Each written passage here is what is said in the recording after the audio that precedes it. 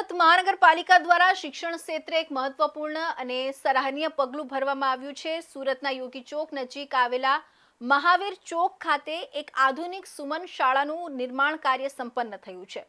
આ નવી સરકારી શાળાના ભવ્ય ભવનના લોકાર્પણ સાથે જ શૈક્ષણિક વર્ષ માટે ધોરણ 9 અને ધોરણ 10માં પ્રવેશ મેળવવાની પ્રક્રિયા સત્તાવાર રીતે શરૂ કરી દેવામાં આવી છે।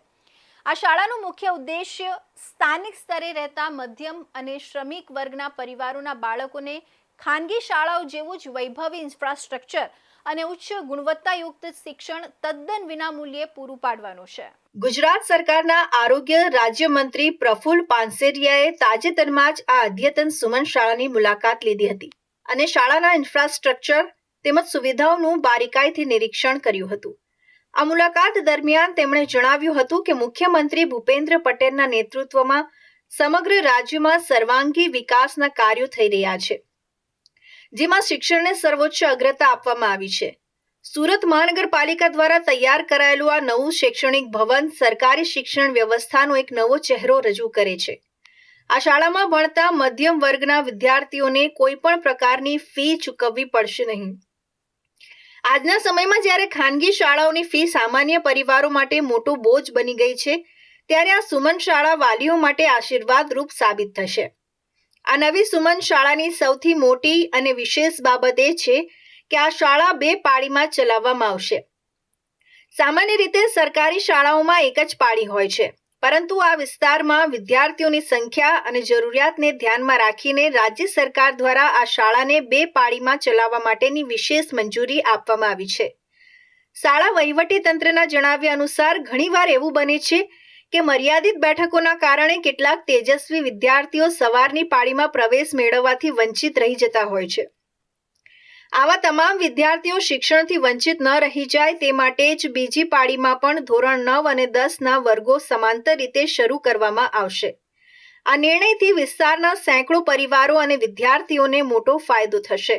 શાળામાં પ્રવેશ પ્રક્રિયાના નિયમો અંગે સ્પષ્ટતા કરતા જાણવા મળ્યું છે કે ધોરણ 9 અને 10માં વિદ્યાર્થીઓને પ્રવેશ સંપૂર્ણપણે મેરિટના આધારે આપવામાં આવશે। આ પ્રક્રિયા પારદર્શક રહેશે, જેથી લાયક અને જરૂરિયાતમંદ વિદ્યાર્થીઓને પ્રથમ અગ્રતા મળી શકે।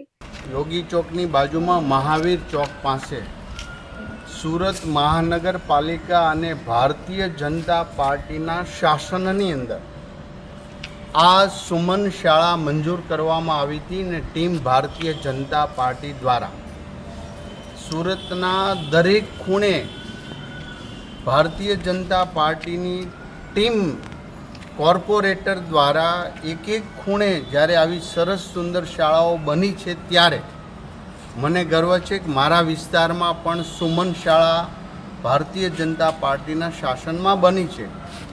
અહીં 9-10 ધોરણ માટે દીકરા દીકરીઓને એડમિશન પ્રક્રિયા શરૂ છે અને હજી સવાર પાળીમાં 9-10 ધોરણ સુમનનું છે અને બપોર પછીની શાળામાં જ્યારે શિક્ષણ મંત્રી હતો ત્યારે 9-10 રાજ્ય સરકારમાંથી પણ અમે મંજૂરી આપી છે।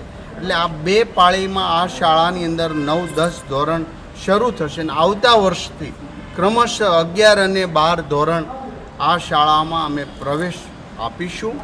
જો આ નવી સુમન શાળાના ભૌતિક ઇન્ફ્રાસ્ટ્રક્ચરની વાત કરીએ તો તે કોઈ પણ પ્રતિષ્ઠિત ખાનગી શાળાને ટક્કર મારે એવું ભવ્ય અને આધુનિક બનાવવામાં આવ્યું છે। શાળાના વર્ગખંડો ડિજિટલ સુવિધાઓથી સજ્જ છે અને વાતાવરણ ભણવા માટે એકદમ અનુકૂળ છે।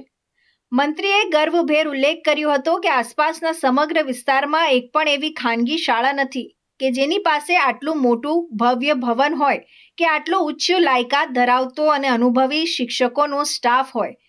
સરકારી શાળાઓમાં શ્રેષ્ઠ શિક્ષકોની ભરતી કડક પ્રક્રિયા દ્વારા થતી હોવાથી અહીં બાળકોને વિષય નિષ્ણાંતો દ્વારા ઉત્કૃષ્ટ શિક્ષણ મળશે।